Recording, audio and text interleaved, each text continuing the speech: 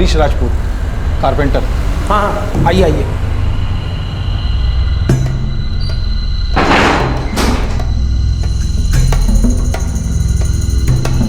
बताइए कौन कौन सा सामान बनवाना है आपको? सब, सोफ़ा, कुर्सियाँ, अलमारी, डाइनिंग टेबल, सब कुछ। ठीक है। अच्छा, कौन सा सामान किधर रखेंगे ये बता दो पहले से, तो मैं नाप ले लेता हूँ उस हिसाब से। एक मिनट।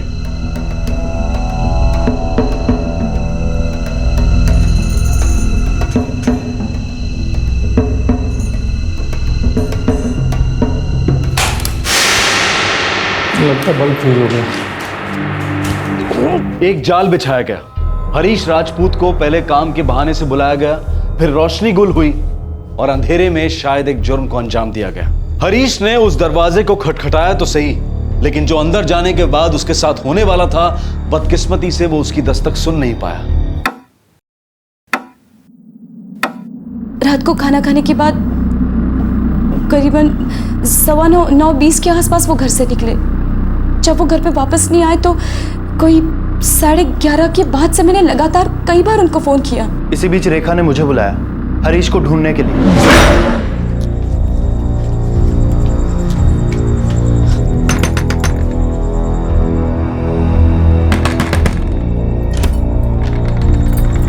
दीदी तुम, क्या हुआ? आशा, हरीश बाहर गए थे, बहुत देर हो गई लेकिन वापस नहीं आए। पता नहीं कहाँ रह गए, फोन भी नहीं उठा रहे। उसने जाते हुए बताया कि कहाँ जा रहा है? बोला था चाल में काम के लिए किसी के घर जा रहा हूँ, आधे घंटे में लौट आऊंगा। चलो फिर देखते हैं।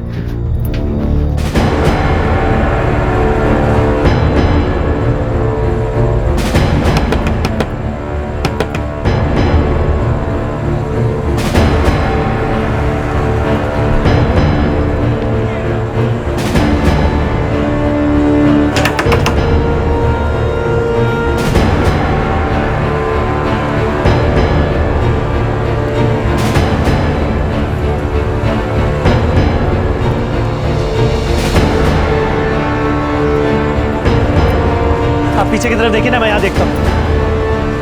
अरे रंजीत, हरीश भाई का पता चला? अरे अखिलेश, मैंने सारे घर देख लिए लेकिन हरीश का कुछ पता नहीं चला। बाजू वाली चौल पे चल के देखते हैं, हो सकता है रेखा ने गलत सुना। हाँ आओ।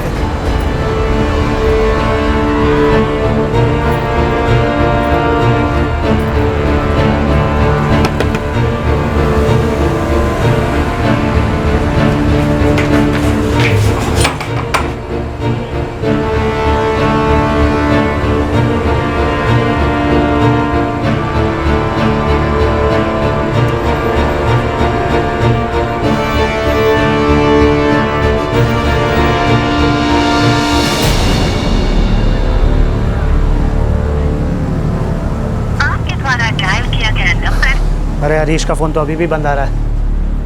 रेखा, वो किसके घर गए थे? पता नहीं, वो उसे फोन पे बार बार कह रहे थे कि वो कल आएंगे। हाँ, उसका नंबर लिख के रखा है उन्होंने।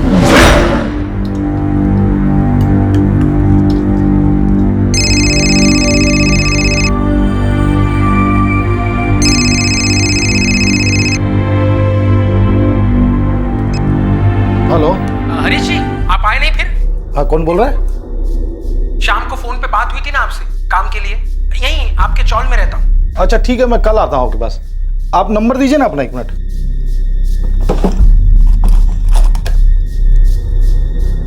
44456 ठीक है, फोन करके आता हूँ जी मैं कल। शाम से फोन कर करके परेशान कर रखा है इस आदमी ने यार। घर का काम कराना कोई। देख लो ना जाके, ऐसा ना हो कि अच्छा काम हाथ से निकल जाए। अरे नहीं रेखा, अभी थक गया हूँ मैं बहुत, कल जाऊंगा अब। जैसे हमने रात का खाना खत्म किया वैसे फिर से उसका फोन आ गया।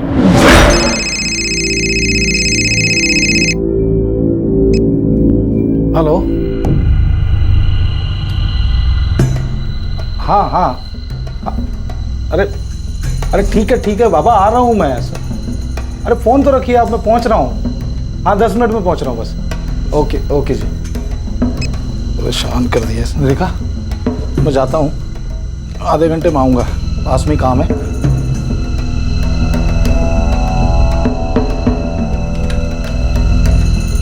पापा हाँ बेटा।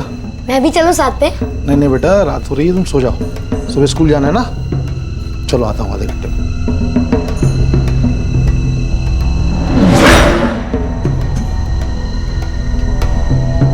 अरे उस नंबर पे कॉल करके देखते हैं ना जो हरीश भाई ने अखबार पे लिखा था। 7878। The number you have called is currently switched off. Phone तो ऑफ आ रहा है। मैंने भी ये नंबर लगा कर देखा था, तभी भी ये नंबर बंद था। मुझे तो कुछ गड़बड़ लग रहा है। तो चलो पुलिस के पास चलते हैं।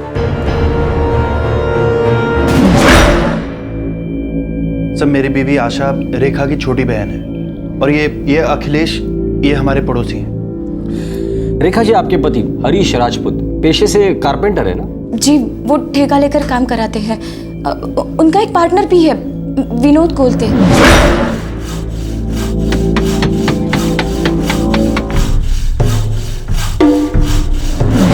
जी, चारकोप में उनका वर्कशॉप है।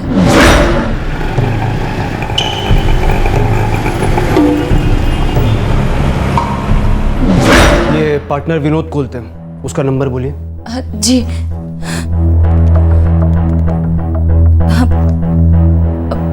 मालवनी में रहता है वो।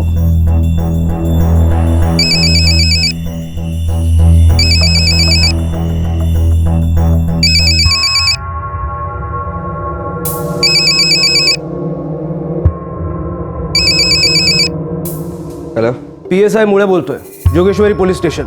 हरीश राजपूत कहाँ होगा अभी? घर पे होगा सर। क्यों, क्या हुआ सर? घर से तो गायब है, किसी कस्टमर को मिलने गया था। आपको पता है किससे मिलने गया था? नहीं सर, दुकान से तो शाम को ही निकल गया था घर के लिए, लेकिन उसने कुछ बोला नहीं किसी कस्टमर को मिलने जा रहा है। चल करके रखना इसको। ठीक है, आराम से ये सब देख ले। चलता हूँ मैं। हाँ, अपना साइड टेबल का देख लेता हूँ, और सोफे का काम तो फॉर्म आने के बाद ही शुरू होगा। तू निकल, मुझे रुकना पड़ेगा। हाँ, ये शोकेस का काम करवाता हूँ, पहले ही लेट हो चुका है। हाँ, अच्छा सुन, जल्दी जल्दी कर, नहीं तो ग्राहक सर पे बैठेगा। चल जल्दी कर।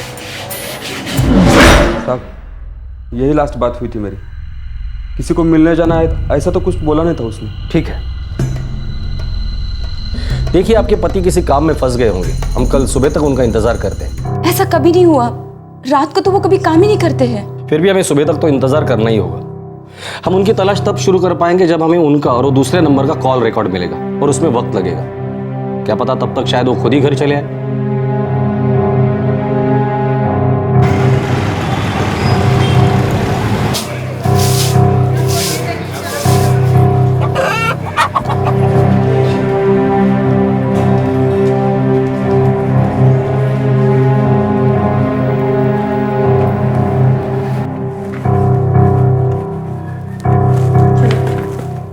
पापा अभी तक नहीं आए मम्मी? हाँ बेटा, पता नहीं क्या हुआ, कहाँ फंस गए। चलो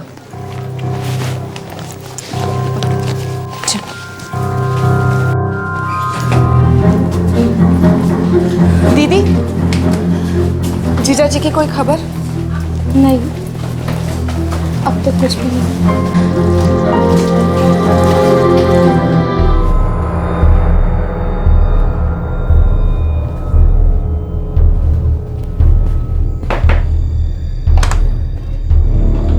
अखिलेश, कुछ पता चला? अभी हरीश भाई के यहाँ गया था तो घर तो बंद है। रेखा और आशा कुणाल और विशाल को बस स्टैंड छोड़ने गई, पर अभी तक कुछ नहीं पता चला है। पता नहीं हरीश भाई भी ऐसे कहाँ चले गए यार। सर, अभी अभी हरीश की पत्नी का फोन आया था, वो अब तक घर नहीं पहुंचा। और सर हाँ, फोन रिकॉर्ड्स आ गए। हरीश के फोन का लास्ट लोकेशन चौली दिखा रहा है। और वो दूसरा नंबर जिससे हरीश को फोन आया था? ये रहा सर, 44467878। सर ये नंबर ठीक 2 दिन पहले 9 अक्टूबर को एक्टिवेट करवाया गया था। सिर्फ 2 दिन पहले? कुछ तो गड़बड़ है। और सर इस नंबर से सिर्फ 2 नंबरों पर बातचीत हुई है। जाहिर सी बात है, एक नंबर तो हरीश राजपूत का होगा, और दूसरा नंबर? ये रहा सर, 44474939 किसी महेंद्र कुमार का है। और ये नंबर 4445677878 जिस नंबर से हरीश को आखिरी बार कॉल गया था, ये सिम किसके नाम पर है? दिनेश शर्मा करके कोई है सर, प्रीपेड सिम है। बाकी डिटेल्स जल्दी मिल जाएंगी। इस महेंद्र कुमार को देख लो जरा, उसे इस दिनेश शर्मा के बारे में जरूर पता होगा। फोन कॉल, फोन करने वाला और फोन के लिए इस्तेमाल किया गया फोन नंबर, ये सभी एक साजिश का हिस्सा लग रहे थे। हरीश राजपूत के अलावा सिर्फ एक महेंद्र कुमार ही था जिससे उस नंबर से बातचीत की गई थी। अब लग रहा था कि वही एक सिरा है जिसके जरिए हरीश राजपूत कहां है और आखिर उसके साथ क्या हुआ है यह पता चल सकता है।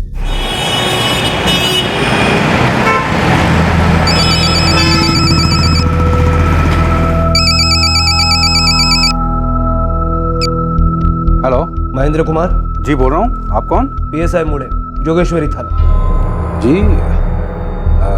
क्या बात है सर? मैं आपके यहाँ हूँ या आप थाने आ रहे हैं?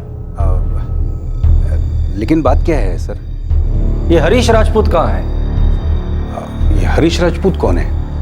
मुझे नहीं पता सर। हरीश राजपूत कल रात दिनेश शर्मा से मिलने गया था और फिर लौटा ही नहीं। हाँ, ये दिनेश शर्मा को तो मैं एक बार मिला हूँ। वो किराएदार है मेरा। आज वो एग्रीमेंट पेपर बनाने के लिए डॉक्यूमेंट लेके मेरे पास आने वाला है। और ये दिनेश शर्मा कौन है? उसने 2 दिन पहले 10 तारीख को मुझे फ़ोन किया था। बोल रहा था आपका घर मुझे किराए पे चाहिए। कहाँ है आपका घर? भवानी नगर चौक, जोगेश्वरी।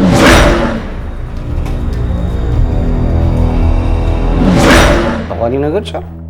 ये तो वही चौक है जहाँ हरीश राजपूत का घर है। लेकिन ये हरीश राजपूत कौन है? चलो मेरे साथ। चलिए।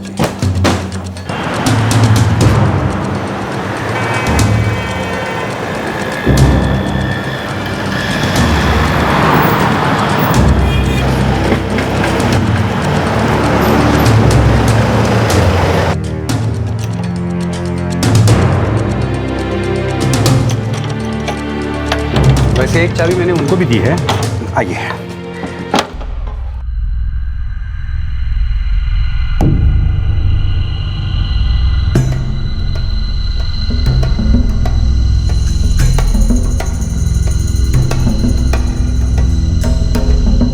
तब मुझे पता चला कि वो बेच रहा है तो मैंने खरीदा था। कुछ भी नहीं मिला सर, पूरा घर खाली है। ये दिनेश शर्मा तुम तक पहुंचा कैसे? ये घर मैंने किराए पे देने के लिए एक इन्वेस्टमेंट के हिसाब से खरीद रखा था। तो कुछ लोगों को किराए के लिए बोल रखा था। किसको बोल के रखा था? ये ब्रोकर लोगों को। और अभी 10 अक्टूबर को ये दिनेश शर्मा ने मुझे कॉल किया था।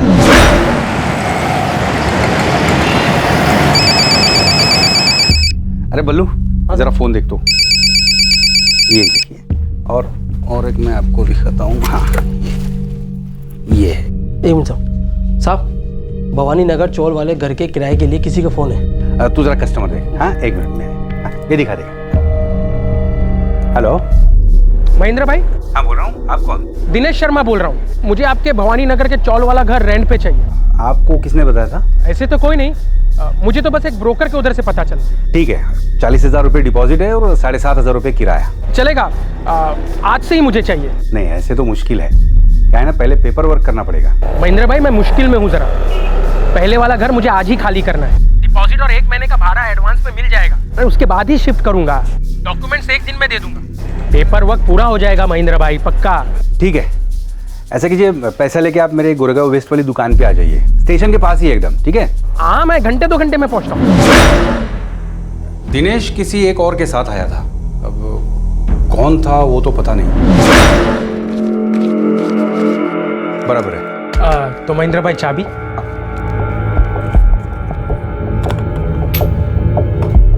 डुप्लीकेट चाबी है मेरे पास, लेकिन वो मैं तुमको तभी दूंगा जब पेपर वर्क पूरा हो जाएगा। कोई बात नहीं महेंद्र भाई, मैं डॉक्यूमेंट परसों तक ले आऊंगा। यहीं आकर दे जाऊंगा। ठीक है, चलिए फिर मिलते हैं परसों। मिलते हैं। आज आने वाला है वो। यही घर रेंट पर लेने के पीछे कोई खास वजह होगी। ये घर हरीश राजपूत के घर के करीब है। साहब, अब तो हम लोगों को डर लगने लगा है। अभी तक फिरौती के लिए कोई फोन नहीं आया ना? साहब, हरीश एक साधारण सा कारपेंटर है।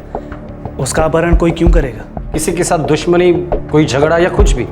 क्योंकि ये काम तो एकदम प्लान लगता है। नहीं साहब, छोटा सा परिवार है हमारा। जितना था उसी में सब्र था हमें। और मेरे पति तो हमेशा काम से काम ही रखते हैं।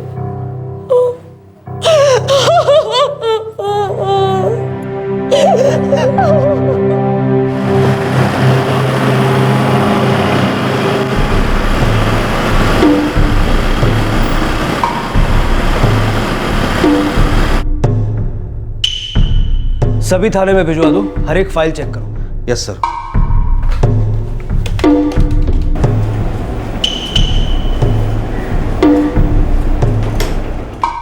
हरीश राजपूत कहाँ है? साहब सच में पता नहीं है मुझे, और ये दिनेश शर्मा कौन है ये भी नहीं जानता मैं। उसका नाम पहले कभी नहीं सुना है साहब। तुम्हारी हरीश से क्या दुश्मनी थी?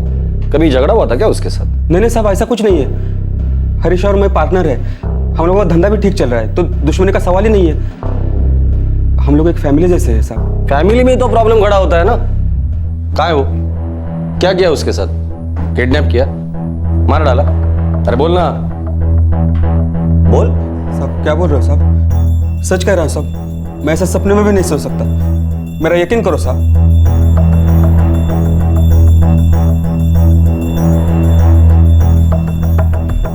इसका नंबर सर्वेलेंस पे डाल दो। सर। और वो दिनेश शर्मा, उसके नंबर के डिटेल्स आ गए?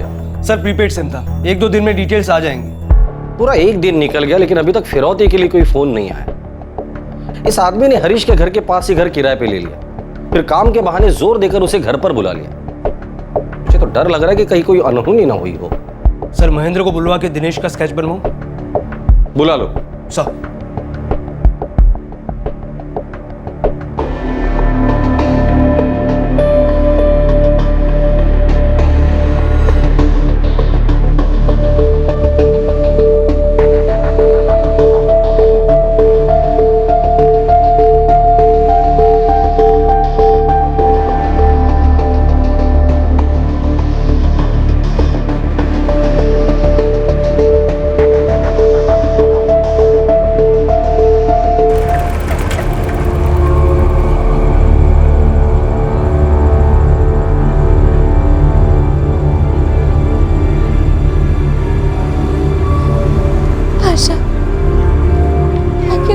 चले गए वो।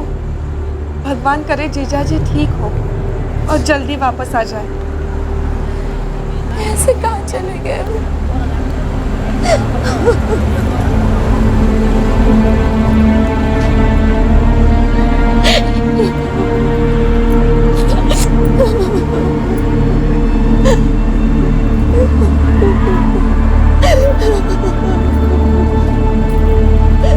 उस रात को गुजरे अब 2 दिन हो चुके थे। हरीश राजपूत जो एक कारपेंटर था, उसे उस रात काम के लिए एक फोन आया था और तब वो घर से बाहर निकला, लेकिन अब तक उसकी कोई खोज खबर नहीं थी। आखिर वो था कहां? क्या उसके यूं गायब हो जाने के पीछे कोई साजिश थी? अगले दिन सूरज के निकलते ही इस सब से पर्दा उठा।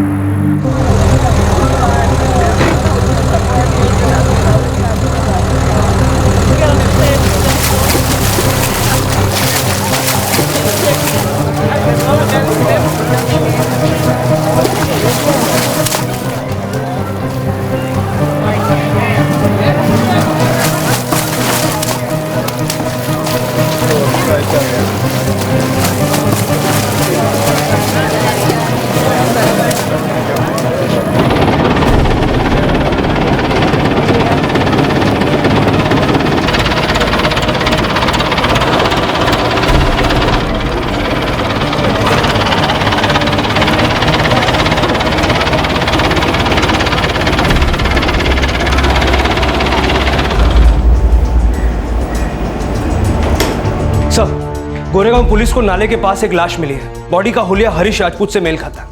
अभी कहाँ है बॉडी? हॉस्पिटल। चलो।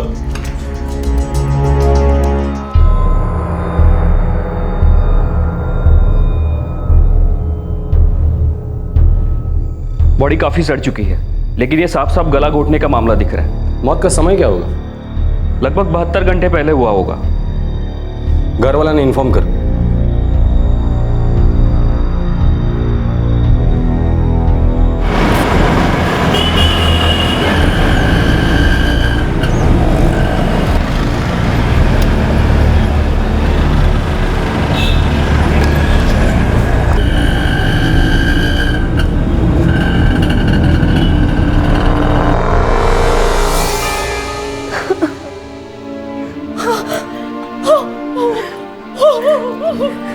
पापा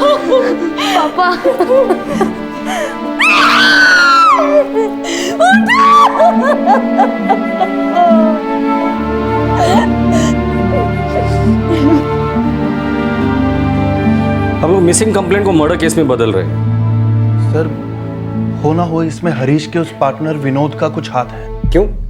ऐसा क्यों लगता है आपको? सर, क्योंकि जो भी क्लाइंट्स हरीश लेकर आते थे, ये विनोद उन्हें छीनने में लगा रहता था। रेखा जी, आपको क्या लगता है, क्या ऐसा हो सकता है? मुझे पता नहीं, पता नहीं कोई क्यों उन्हें मारना चाहेगा। उन्होंने कभी किसी का बुरा नहीं किया।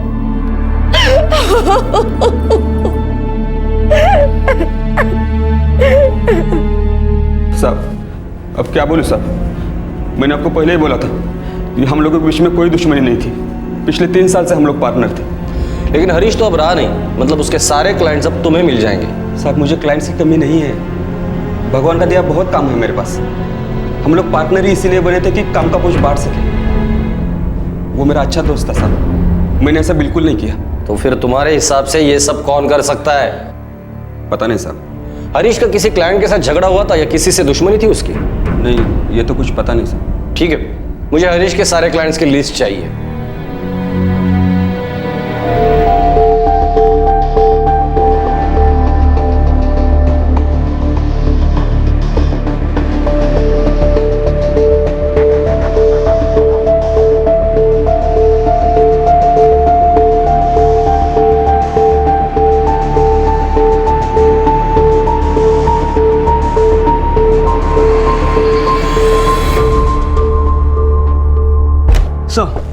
स्केच साफ नहीं है।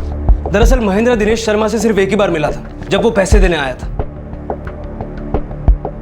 चलो, कुछ तो हाथ लग गया जिससे तलाश शुरू की जा सकती है। ये स्केच उन ब्रोकर्स को दिखाना जिससे महेंद्र ने बात की थी। इस दिनेश शर्मा को महेंद्र के घर की इंफॉर्मेशन उन्हीं में से किसी ने दी होगी। सर, और हाँ, वो सिम कार्ड के पेपर्स का क्या हुआ जिसका इस्तेमाल वो दिनेश कर रहा था? सर, कल तक हमारे हाथ में होने चाहिए। वो सेलफोन कंपनी जरा देर लगा। सबके कॉल रिकॉर्ड के डिटेल्स निकाल। रणजीत परमार, आशा परमार, उसका पड़ोसी अखिलेश, यहाँ तक कि हरीश की बीवी रेखा की। आपको क्या किसी अंदरूनी के शामिल होने पे भी शक है? ये पार्टनर वाला एंगल थोड़ा कच्चा लगता है। कोई तो वजह होगी। इस दिनेश शर्मा का कोई प्राइवेट मोटिव नहीं है तो किसी ना किसी का तो फायदा जरूर होगा इसमें।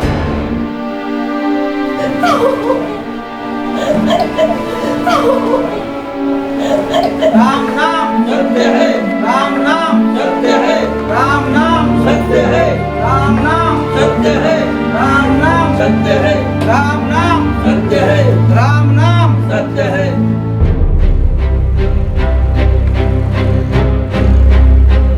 नहीं साहब, मेरी तो महेंद्र भाई के चौल वाले घर को लेकर किसी से कोई भी बात नहीं हुई।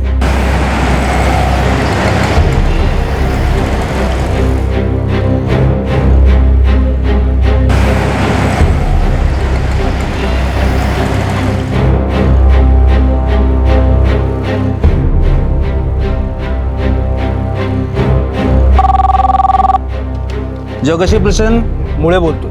हो साहब, नमस्कार। उत्तम, एक काम करो, हर एक थाने में फैक्स करवाओ, सारे कॉन्ट्रैक्ट किलर्स और हिस्ट्री शीटर्स के रिकॉर्ड निकलवाओ।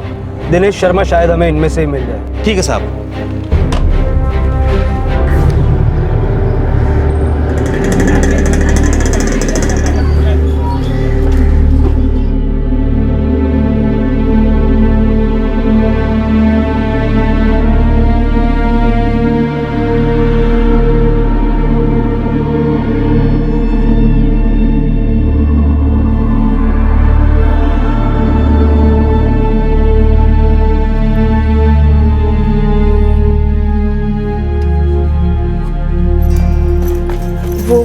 पुलिस से कुछ पता चला?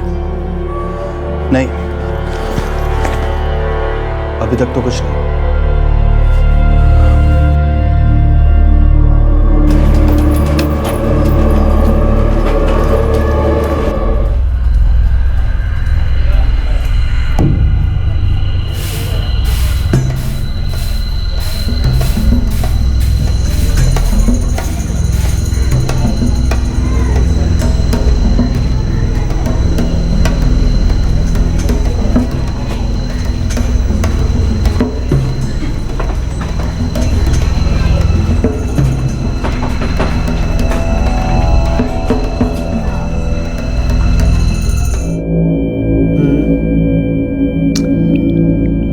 कुणाल, ये गलत तरीका है।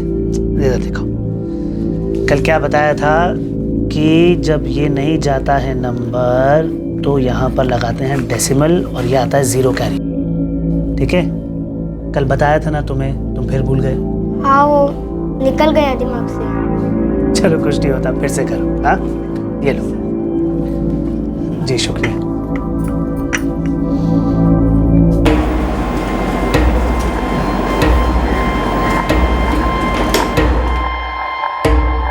रंजीत परमार एक फैक्ट्री में काम करता है। रंजीत से किसी बात पे झगड़ा हो, ऐसी तो कोई बात दिखाई नहीं देती साहब। ये 2 औरतें रेखा और आशा दोनों बहनें ही हैं ना? हाँ साहब, दोनों बहनें हैं, पर उनपे भी शक जाए ऐसी कोई बात नहीं साहब। और ये हरीश और रेखा, इन दोनों के बीच कोई झगड़ा लफड़ा? अरे नहीं साहब, ऐसा कुछ होता तो कान को हवा लगती। और वैसे भी चाल वाले कुछ बोलते नहीं उनके बारे में। और वो उनका पड़ोसी अखिलेश, उसका क्या? पढ़ा लिखा आदमी है वो। बोले तो चाल के बच्चा लोग को ट्यूशन व्यूशन देता है साहब, और किसी फाइनेंस कंपनी में एजेंट है वो। उसकी कोई बात या उस पर कोई शक? मेरे को तो नहीं लगता साहब। शादीशुदा आदमी है, वाइफ एमपी में उसके होम टाउन में रहती है, और माँ बाप को बराबर पैसा भी भेजता है। तो फिर किसने और क्यों मरवाया हरीश को? कोई तो वजह होगी। और ये दिनेश शर्मा कौन है और इस वक्त कहाँ है वो? सर, दिनेश शर्मा का कोई क्रिमिनल बैकग्राउंड नहीं है, सारे थाने चेक करवाए। तो इसे क्या बाहर से बुलाया था? अरे नहीं साहब, मेरा मतलब मेरे को नहीं लगता साहब। हरीश राजपूत कोई बड़ा आदमी थोड़ा ना साहब कि उसके वास्ते बाहर गांव से किसी को सुपारी दे के बुलाया जाए। फिर आखिर ये मर्डर हुआ क्यों? कोई ना कोई तो सिरा जरूर छूट रहा है। Excuse me sir. Hello sir, 444567878 एक प्रीपेड नंबर था। पता है, और ये भी पता है कि दिनेश शर्मा के नाम से लिया गया था। मुझे एक्टिवेशन के टाइम दी गई डिटेल्स चाहिए। सर, हमारे तक अब तक पेपर पहुंचे नहीं है। एक्चुअली सर, वेरिफिकेशन से पहले ही शायद नंबर एक्टिवेट कर दिया है। ये सिम कार्ड कहाँ से खरीदा गया था? Just a minute sir, Goregaon में रजनी मोबाइल सर्विसेज से नंबर लिया गया था। पेपर भी उन्हीं के पास है। Thank you sir. Dinesh Sharma ने जहां से सिम कार्ड खरीदा उस दुकान का पता चल गया। गुड, चलो देखते हैं।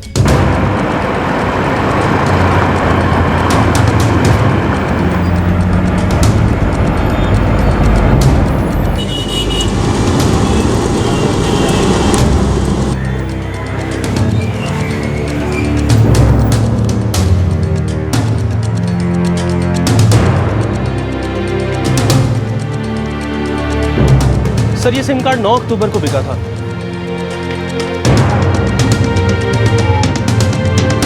ये प्लान तो हरीश राजपूत के घर के पास ही रचा जा रहा था। हम लोग फालतू में बाहर उलझे हुए थे।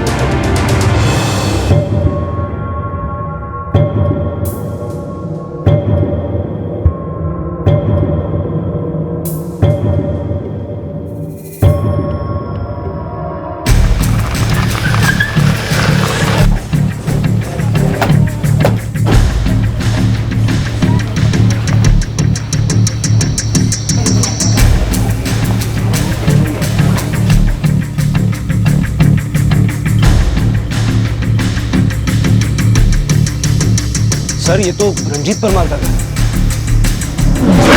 सर, हो ना हो इसमें हरीश के उस पार्टनर विनोद का कुछ हाथ है। साहब, आप मेरी बात तो सुनिए। साहब, आपको कुछ गलतफहमी हो रही है। मेरा कुछ भी लेना देना। ये तो बताइए कि मेरे पति ने किया क्या है। छोड़ दीजिए इन्हें साहब, छोड़ दीजिए इन्हें, छोड़ दीजिए। सर, एक मिनट सर, बताइए तो सही, बात क्या हुई? बहुत नाटक कर लिया इसने। हरीश को जिस नंबर से कॉल आया था वो सिम कार्ड इसी ने खरीदा था। क्या करे आत्मदे? नहीं साहब, मैंने कोई नंबर नहीं लिया साहब। साहब, मेरे पति ऐसा नहीं कर सकते साहब। छोड़ दीजिए उन्हें, छोड़ दीजिए। बात समझिए साहब, रुक जाइए, रुक जाइए। पापा, पापा।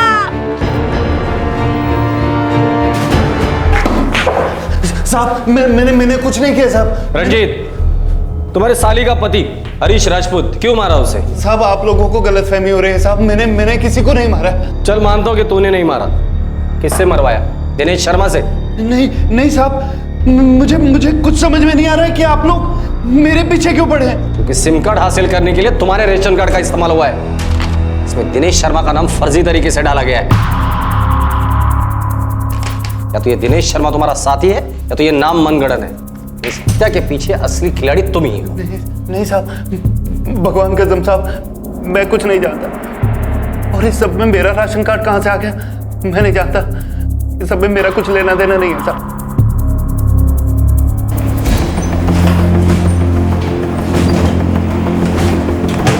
ये क्या खेल चल रहा है महेंद्र? कौन सा खेल सर? वही खेल जो दिनेश शर्मा के नाम पर खेला जा रहा है। क्या सच में कोई दिनेश शर्मा है या वो ये रंजीत परमार ही है? अब समझ में आया क्या है खेल? नहीं सर, लेकिन ये रंजीत परमार कौन है? मैं नहीं जानता सर।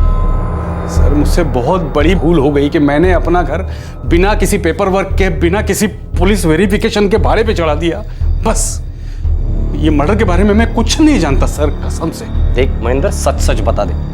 अगर तूने बताई हुई एक भी बात झूठ निकली ना, 10 दिन तक यहाँ उल्टा लटका के रखूंगा मैं तुझे, समझे? साहब मैं अपने बीवी बच्चों की कसम खा के बोल रहा हूँ, मैंने जो कुछ भी कहा है सच ही कहा है। सर एक ही सवाल पूछ पूछ के थका दिया, लेकिन रंजीत परमार ने टूटने का नाम नहीं लिया।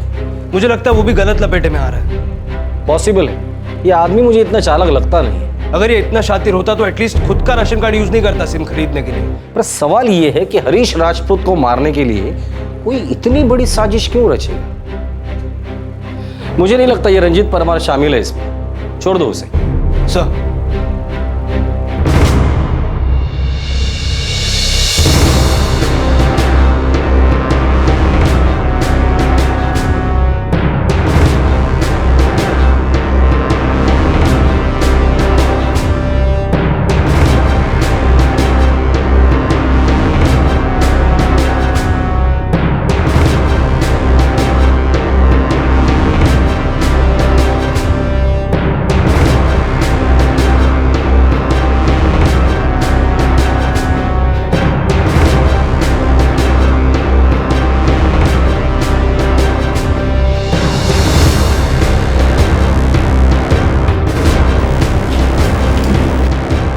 सर काम का कोई लफड़ा नहीं लगता है। कुछ भी नहीं, कुछ तो होगा।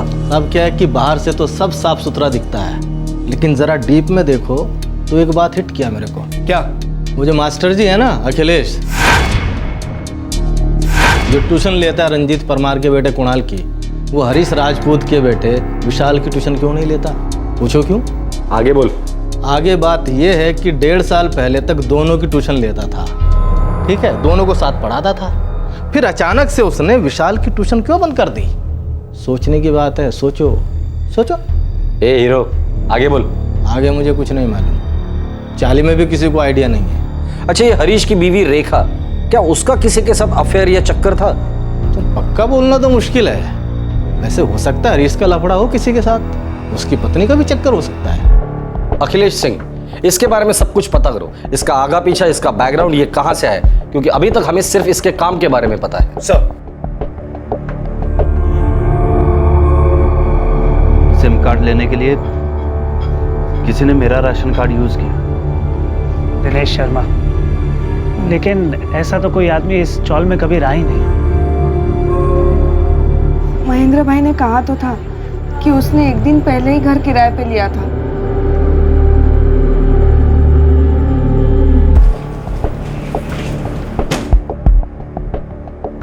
सर ये अखिलेश भोपाल के पास उमरिया का रहने वाला है। 2011 में उसकी शादी हुई थी। उसकी बीवी अखिलेश के माँ बाप के साथ उमरिया में ही रहती है।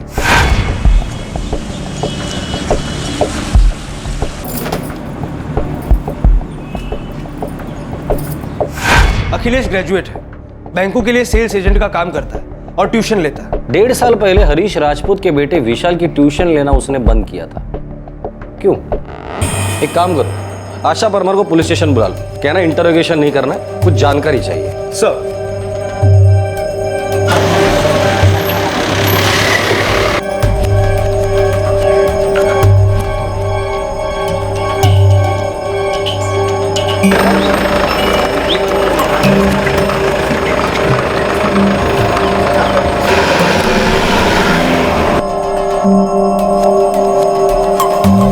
क्या बता सकती है कौन है दिनेश शर्मा?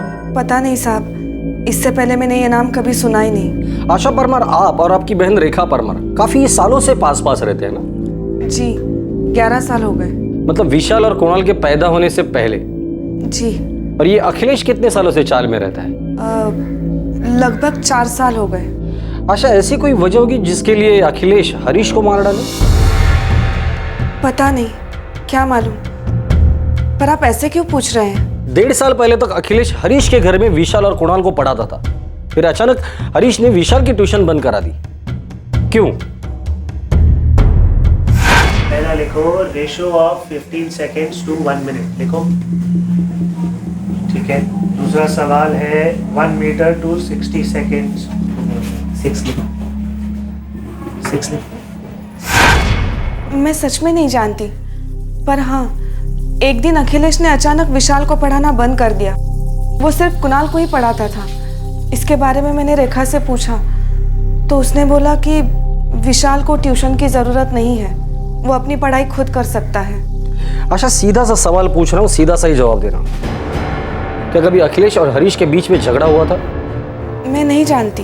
क्या अखिलेश और रेखा के बीच कुछ था? मैं क्या पूछ रहा हूँ इसका मतलब समझते हो तुम? साहब प्लीज, आप मेरी बहन के बारे में ऐसा मत बोलिए। ठीक है, तुम जा सकती हो। Thank you. जी।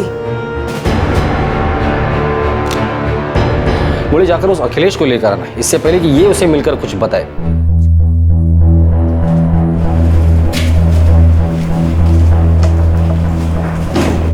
हरीश राजपूत और उसकी वाइफ रेखा को यह लगा कि विशाल अब खुद पढ़ सकता है, नहीं जरूरत उसे ट्यूशन की। असली वजह बताओ अखिलेश, असली वजह जो अब भी तुम छुपा रहे हो। सर मैं कुछ नहीं छिपा रहा हूँ सर, हो सकता है कि वो लोग अफोर्ड ना कर पा रहे हो।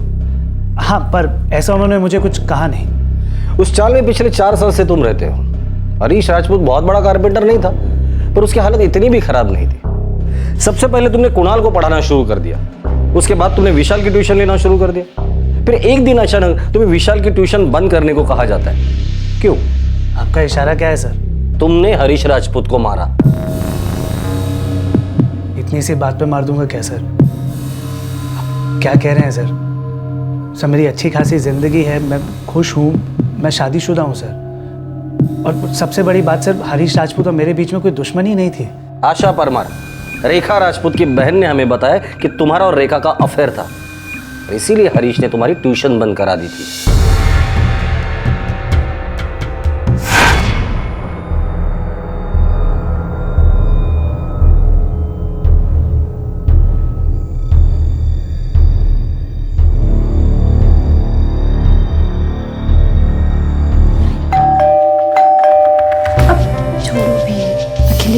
जल्दी आओ। हाँ बस छोड़ो।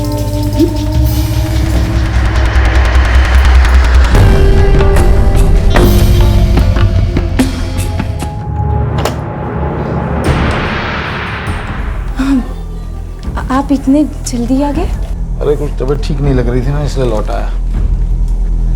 सुबह से बस बुखार जैसा लग रहा है।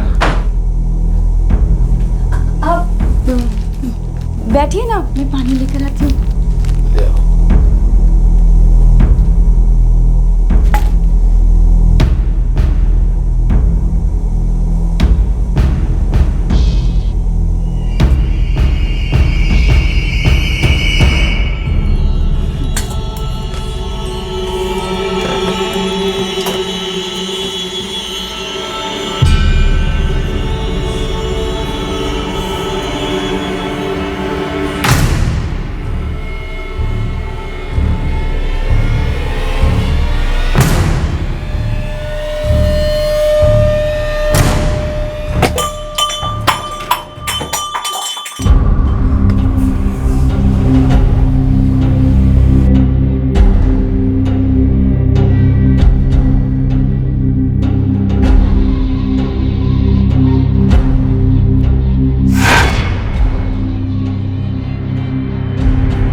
मैं सही बोल रहा हूं ना मिस्टर अखिलेश?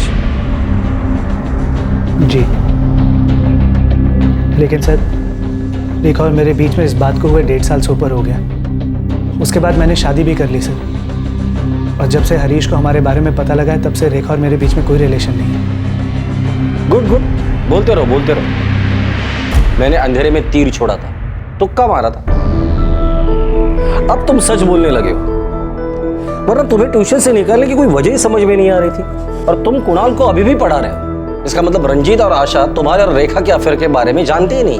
सर रेखा और मेरे बीच में ये सब हुआ, बहुत पुरानी बातें हो गई। बल्कि मैंने जो किया उस बात का मुझे बहुत गिल्ट भी, और मैंने हरीश से इस बात की माफ़ी भी मांगी थी। फिर मैं गांव गया, मैंने शादी की, और सर उसके बाद हरीश और मेरे बीच में कोई कड़वाहट नहीं बची। यही तो हमारा शक है। ये दिनेश शर्मा कौन है? सर मैं किसी दिनेश शर्मा को नहीं जानता। मैं हरीश राजपूत, कारपेंटर। हाँ हाँ, आइए आइए। दिनेश शर्मा तुम्हारा साथी है जिसको इस काम के लिए तुमने हायर किया था। मैंने नहीं किया सर, मैंने नहीं मारा हरीश को। ठीक है, तो मुंबई छोड़कर कहीं नहीं जाओगे जब तक हम लोग हरीश राजपूत के खूनी को पकड़ नहीं लेते। और याद रखना, हमारी नजर रहेगी तुम पर। चाहे तुक्का ही सही, लेकिन जांच पड़ताल का निशाना एकदम सटीक लगा था। इस हत्या में निजी कारणों की बू आ रही थी और पुलिस ने इस निजी कारण का अंदाजा ठीक ठीक लगा लिया था। हरीश राजपूत की पत्नी रेखा और उनके पड़ोसी अखिलेश के बीच का अफेयर। लेकिन अब भी अखिलेश और रेखा के इस हत्या में शामिल होने के कोई साफ साफ सबूत नहीं मिल पा रहे थे कि जांच अपने मकाम, अपने एंड तक पहुंच पाती।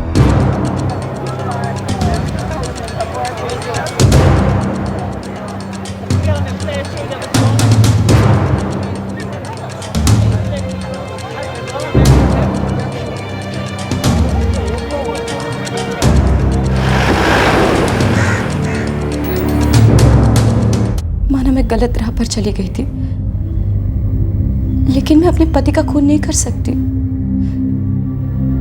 मैंने अपनी गलती बहुत जल्दी महसूस कर ली थी। मैं अपने पति और बेटे से बहुत प्यार करती हूँ साहब। रेखा, जब तक हम लोगों ने खुद ये बात ढूंढ कर नहीं निकाली, तुमने हमें कभी कुछ बताया नहीं इस बारे में। क्योंकि ये सब बीती बातें थी जिनको छोड़े बहुत वक्त हो गया था, लेकिन इन बातों का मेरे पति के खून से कोई लेना देना नहीं है। फिर हरीश राजपूत के मर्डर का किस चीज से लेना देना है, तुम ही बता दो। मुझे नहीं पता, एकदम नहीं पता।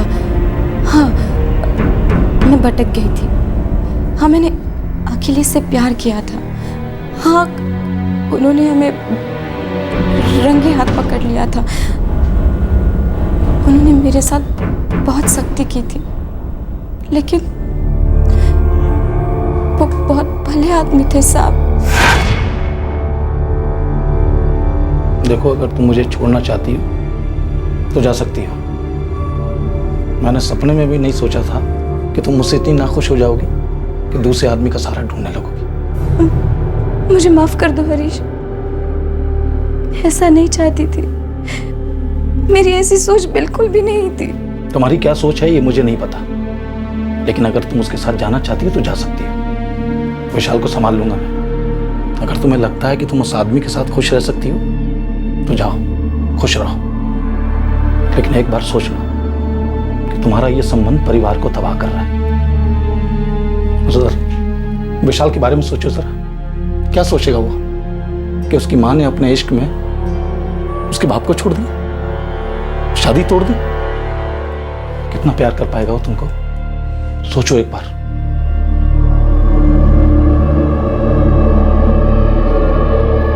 और सुनो, मैं नहीं चाहता कि अखिलेश इस घर में दोबारा कदम रखे। मैं फिर कह रहा हूं, अगर तुम उसके साथ जाना चाहती हो तो जा सकती हो, लेकिन अगर मेरे साथ रहना है तो मेरे पीठ पीछे ये सब नहीं चलेगा।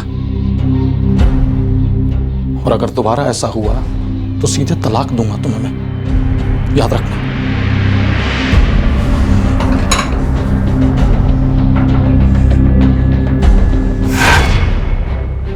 तुम दोबारा अखिलेश के पास गई। हरीश ने तुम दोनों को रंगे हाथ पकड़ लिया था और हरीश की पत्नी होते हुए ये चक्कर चलाना मुश्किल था। इसलिए तुम दोनों ने प्लान किया क्यों ना हरीश को रास्ते से हटा दिया जाए। इससे तुम्हें हरीश की बीवी होने के सारे फायदे मिलते और रास्ता भी साफ था। अखिलेश को तो कोई दिक्कत ही नहीं थी, उसकी बीवी गांव में रहती और वो यहाँ मुंबई में क्या गुल खिला रहा है ये उसे कभी पता ही नहीं चलता। नहीं, अखिलेश से तो मैंने पहले रिश्ता तोड़ दिया था साहब। मैंने अपने पति को नहीं मारा, नहीं मारा मैंने अपने पति को। मैंने अपने पति को नहीं मारा साहब, मैंने अपने पति को नहीं मारा, मैंने अपने पति को नहीं मारा। सर, अपराध की असली वजह पर तो हमने उंगली रख दी है, लेकिन अब भी पूरा मामला हमारी मुट्ठी में नहीं आया। इन दोनों में से किसी के भी खिलाफ हमें अब तक एक भी सबूत नहीं मिला। इनफैक्ट कॉल रिकॉर्ड्स को देखते हुए भी दिनेश के साथ रेखा और अखिलेश के संबंधों का एक भी निशान हमें अब तक नहीं दिखाई दे रहा। हमने तीर तो मारा है, पर क्या यही तीर सही तीर है? एक पास तो हमने ढूंढ निकाला, हो सकता है कि ऐसे और भी कई पास हो, या ऐसा भी हो सकता है जितना हम सोच रहे उससे कई ज्यादा लेना देना दिनेश शर्मा का इस केस से हो।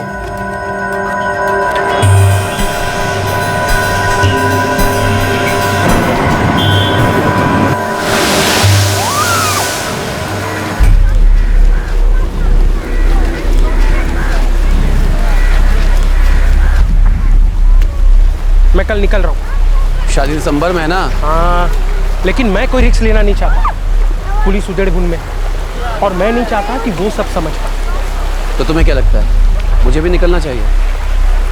नहीं, पुलिस तुम तक कभी नहीं पहुंच पाई।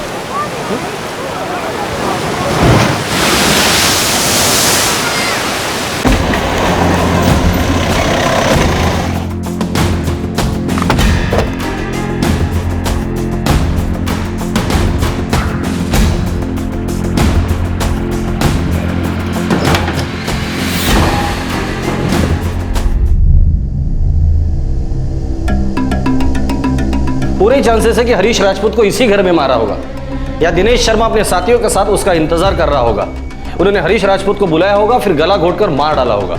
हरीश शायद रात के 9:30 बजे के करीब इस घर में पहुंचा होगा।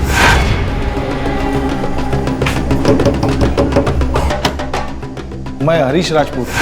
और फिर रात 11:30 के आसपास रेखा ने यह बात अपनी बहन आशा, उसका पति रंजीत और पड़ोसी अखिलेश को बताई होगी। आशा हरीश बाहर गए थे, बहुत देर हो गई लेकिन वापस नहीं आए। और फिर इन सब ने मिलकर हरीश राजपूत को ढूंढना शुरू कर दिया होगा।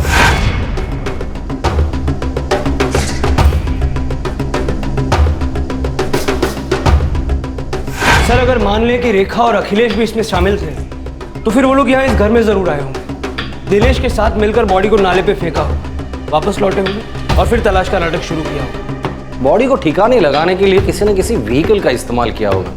इसकी अरेंजमेंट उन्होंने पहले से करके रखी होगी। हो सकता है मर्डर के बाद उन्होंने किसी को बोल के व्हीकल मंगवाया हो और उन्होंने उस रात चांस लिया होगा, शायद हरीश राजपूत काम के लिए आ जाए।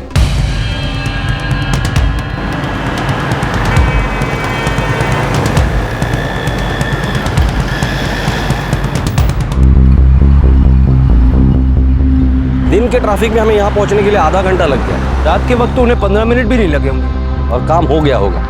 अखिलेश या रेखा को मैसेज मिल गया होगा कि काम हो गया और उन्होंने झूठी खोज का नाटक शुरू कर दिया। अगर ऐसा हुआ है तो किसी न किसी तरीके से तो कम्युनिकेट किया होगा। हरीश का सेल फोन और दिनेश शर्मा ने जो सिम कार्ड इस्तेमाल किया था, दोनों सिम कार्ड बंद किए जाने के पहले आखिरी लोकेशन चौल दिखा रही है। तो सर, इसका मतलब यह है कि इस मैसेज को कम्युनिकेट करने के लिए किसी और ही सेल फोन का यूज किया गया। सारे रिकॉर्ड्स निकालो। 11 अक्टूबर 2012 की रात चाल से लेके इस जगह तक जितने भी कॉल्स रात के 9:30 और 11 के बीच हुए, सबके रिकॉर्ड्स निकालो। मेरे ख्याल से ज्यादा नहीं होनी चाहिए। सर, रेखा और अखिलेश पर शक जरूर था, लेकिन उनके इसमें शामिल होने के कोई सबूत नहीं थे। इनके उस रहस्यमय दिनेश शर्मा के साथ जुड़े होने का भी कोई इशारा नहीं था। जिन लोगों ने हरीश राजपूत के कत्ल का प्लान रचा था, पुलिस अब उन कातिलों की चाल के कदमों के निशान खोजने में लगी थी।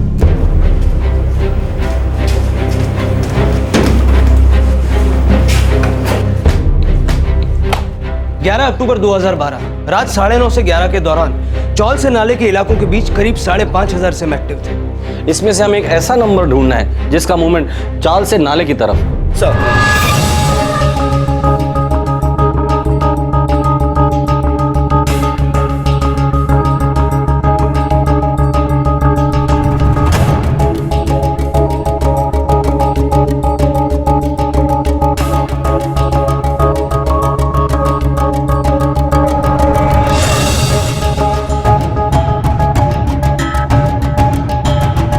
एक नंबर मिला है मुझे जिसका एग्जैक्ट मूवमेंट चाल से नाले की तरफ है। 444-333-245। तुक्का मारा है, हो सकता है मछली की आंख पे भी लग जाए। इस नंबर की सारी डिटेल इंफॉर्मेशन निकालो। सर,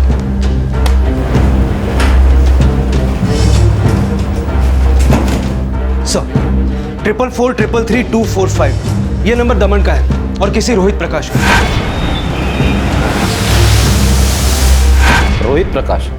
हो सकता है यही दिनेश शर्मा का वो अनजान साथी हो। सर, इंटरेस्टिंगली रोहित प्रकाश के इस नंबर से उसी रात 10:05 पर इस दूसरे नंबर पर कॉल किया गया था जो उस वक्त चौल में मौजूद था। इंटरेस्टिंग है। ये नंबर 444-599-22, इसको ट्रैकिंग पे डाल दो। हो सकता है ये चाल का वो शख्स हो जो इस हत्या का मास्टरमाइंड है। सर, रोहित प्रकाश का ये नंबर इस वक्त डिस्कनेक्टेड है, लेकिन हमारे पास उसका दमन का एड्रेस है। गुड। सबसे पहले तुम इस दूसरे नंबर वाले आदमी का पता लगाओ। ठीक है सर। सर 444599922 ये सिम प्रीपेड है। आपसे पिछली बार जिस सिम के बारे में बात हुई थी ना, उसी सिम के साथ उसी दुकान रजनी मोबाइल सर्विस से ये सिम खरीदा गया।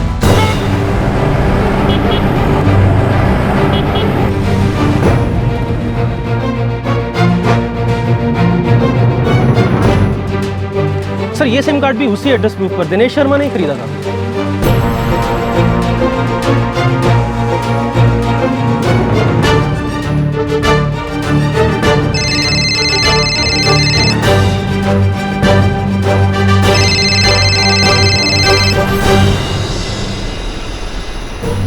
हाँ मोड़े बोल।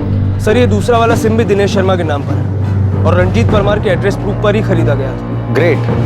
मतलब सारी गुत्थी इस दिनेश शर्मा के आसपास ही घूम रही है, जो सब जगह, पर कोई नहीं जानता कि असल में है कहाँ, या असल में है भी या नहीं।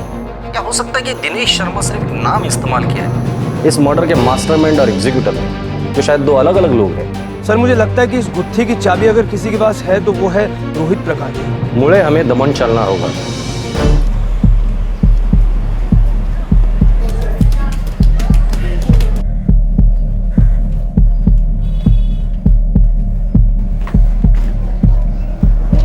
आशा,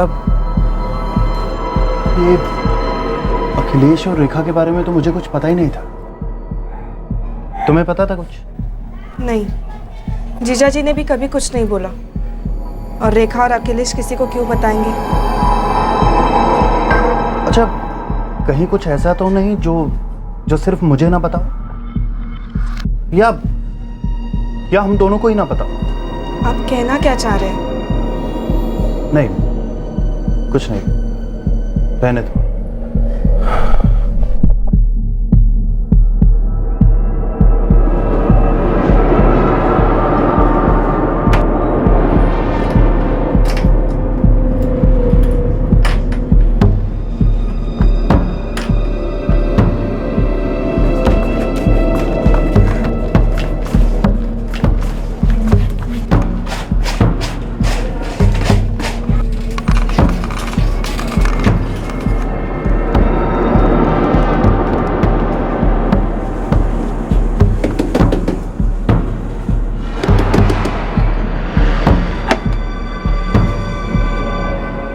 तुमने तो नहीं मारा हरीश को? नहीं, मैंने नहीं मारा किसी को।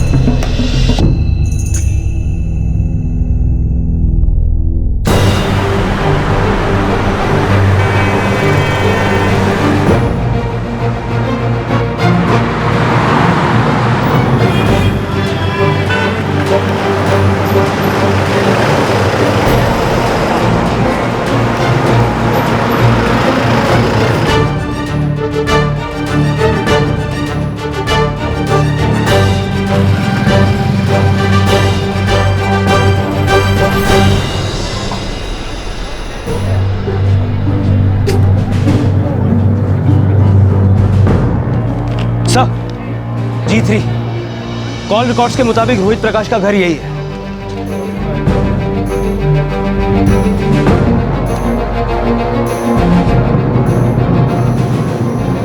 भाई साहब, आप रोहित प्रकाश को जानते हैं? जो ये मकान में रहता है? जी। जो कारपेंटर है वही ना? हाँ हाँ वही। कहाँ गया है वो? शायद गांव गया होगा, सुना था उसका मैरिज होने वाला है। अच्छा, गांव कहाँ है उसका, कुछ पता है आपको? नहीं, मालूम नहीं। हाँ, उसका एक फ्रेंड है भूपेश, उसके साथ इधर ही रहता है। Thank you.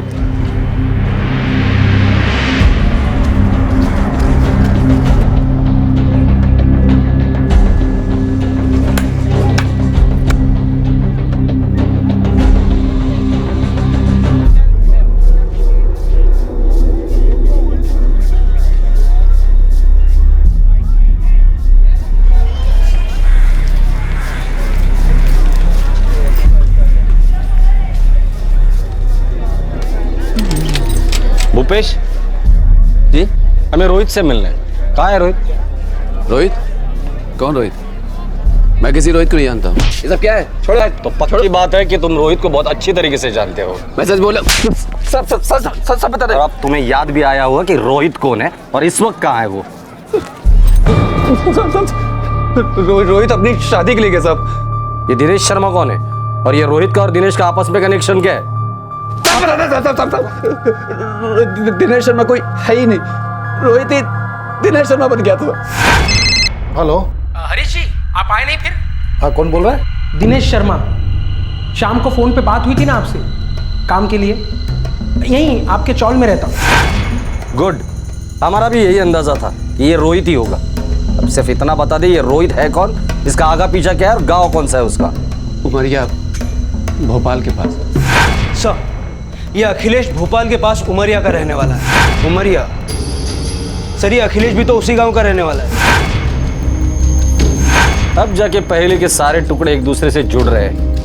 बड़े, मुझे लगता है हमारा निशाना मछली के ठीक आग पर लगने वाला है।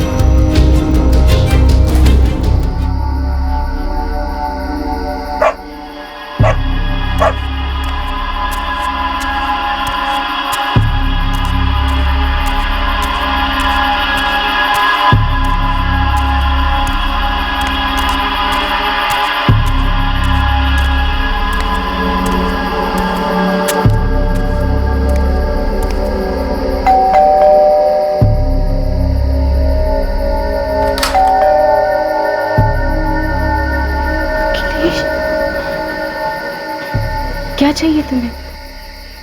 देखा, मैंने हमेशा तुम्हें चाहा। क्या चाहिए? मैंने ये सब जो किया तुम्हारे लिए तो किया है। क्या? तुमने मेरे पति को मार डाला?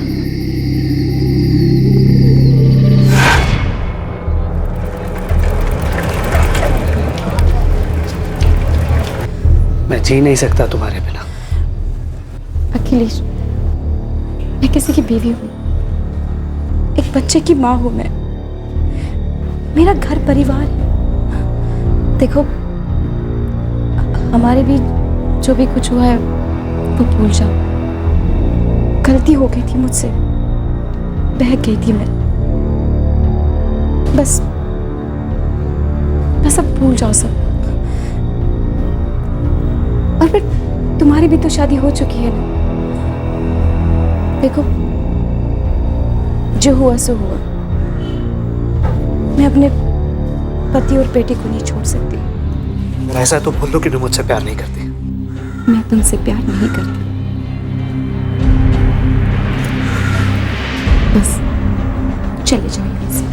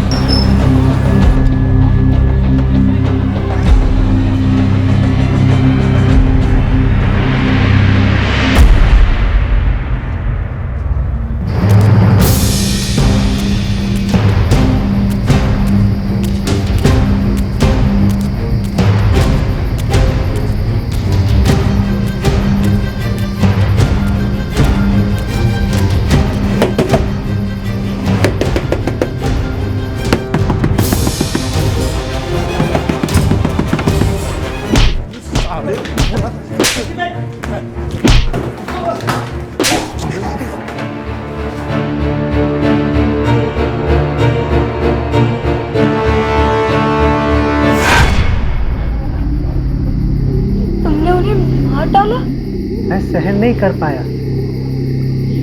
उसने मेरे घर में आके मुझे मारा और फिर मैं तुम्हें भी तो अपने साथ रखना चाहता था और इसके अलावा और कोई दूसरा रास्ता नहीं था। तुमने क्या सोचा? तुम मुझे इस तरीके से पालोगे? तुम हमेशा से क्या मेरे साथ नहीं रहना चाहती थी?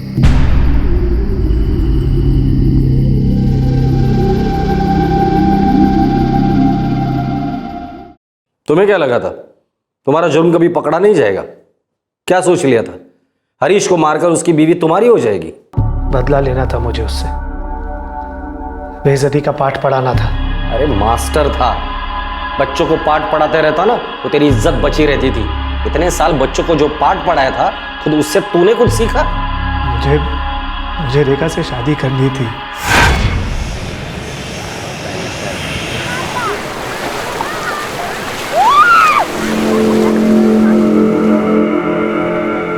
तो तू अब चाहता क्या है? बदला, बेइज्जती का बदला, और वो भी ऐसा कि उसकी 7 पुश्तें याद रखे। कुटाई करते कमीने की। मुझे रेखा से शादी करनी। तुम शादीशुदा हो? करनी पड़ी माँ बाप के लिए, लेकिन प्यार मैं रेखा से करता हूँ।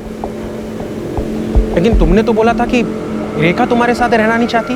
जब तक हरीश उसके साथ है वो कैसे रहेगी बेचारी? तो तू चाहता है कि हरीश रास्ते से हट जाए। अगर तू चाहता है तो मैं तेरे लिए ये काम करूंगा। करेगा तो? मैं करूंगा, लेकिन इसके लिए मुझे क्या मिलेगा वो बोल। तेरी शादी का सारा पैसा मैं दूंगा, सारा खर्चा। यही तो मुझे चाहिए था।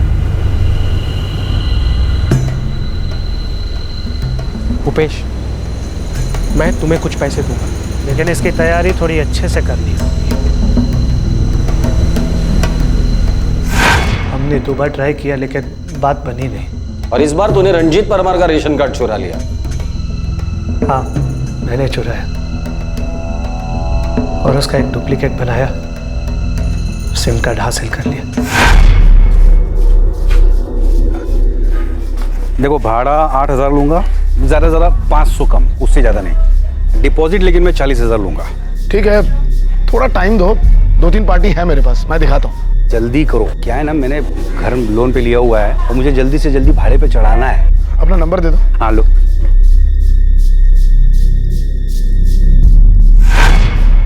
दिनेश शर्मा के नाम के सिम कार्ड मेरे पास आ गए। फिर रोहित ने महेंद्र को फ़ोन किया उसी रात और हरीश राजपूत को बुला के उसका काम कर डाला।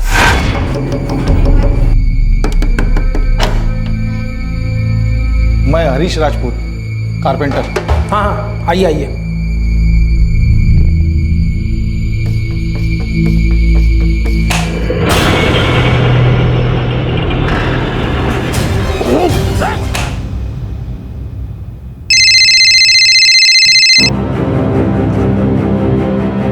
हाँ रोहित, काम हो गया।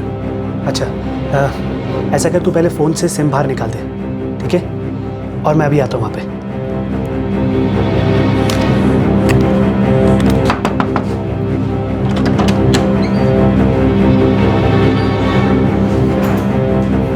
चिल्लाए तो नहीं ना? नहीं, हमने मौका ही नहीं दिया। ठीक, निकलते हैं फिर, लेकिन इसे बाइक पे ले जाना होगा। बाइक मैं चलाऊंगा, तू और मैं इसको अपने बीच में रखेंगे, ठीक है? और भूपेश, तुम तू बाइक पे हमें फॉलो करना, ठीक है? मगर हमें सावधान रहना होगा। चिंता मत कर, मैं अंदर वाली गली का एक रास्ता जानता हूँ, सीधा नाले पे निकलता है। आधे घंटे में निकलते हैं, तब तक रोड्स भी खाली हो जाएंगे।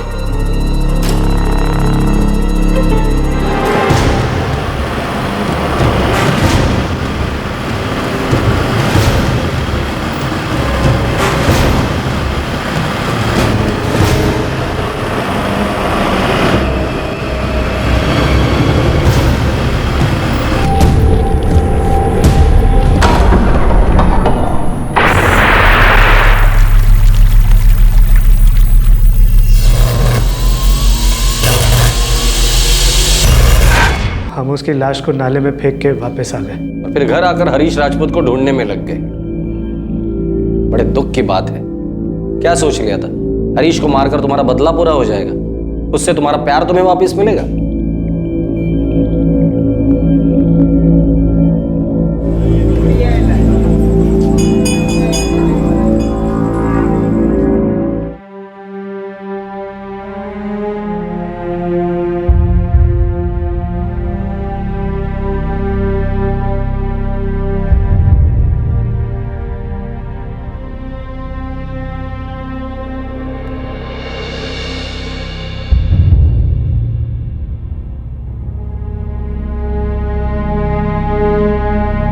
रोहित प्रकाश को उसके गांव में खोजकर पकड़ लिया गया।